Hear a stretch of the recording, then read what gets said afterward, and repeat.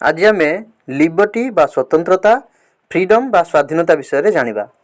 Liberty बा स्वतंत्रता एपरि एक अवस्था को बुझाए जो अवस्था आम अत्याचारकारी प्रतिबंधक मुक्त रही निजर लक्ष्य हासिल करूँ। अर्थात आम उपरे आवश्यक रेस्ट्रिक्शन सब लगे किंतु अनावश्यक रेस्ट्रिक्शन किछि लागेनी, आम आमर लक्ष्य हासिल करि परिथाउ।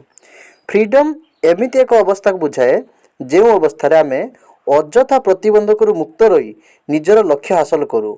लिबर्टी तुलन में फ्रीडम बा स्वाधीनता आमको संपूर्ण रूपे रेस्ट्रिक्शन रु दूर रे रखा जाइथिबे। कौन सी प्रकार रेस्ट्रिक्शन आम ऊपर लगा जाए नहीं। आमे विवेक को व्यवहार करिकी विवेक को रेस्ट्रिक्शन हिसाब रे यूज करिथाउ। विवेक अनुसार आम कार्य करूँ किंतु लिबर्टी तुलन में फ्रीडम रे आमको अधिक स्वाधीनता मिलता है, अधिक स्कोप मिलता है।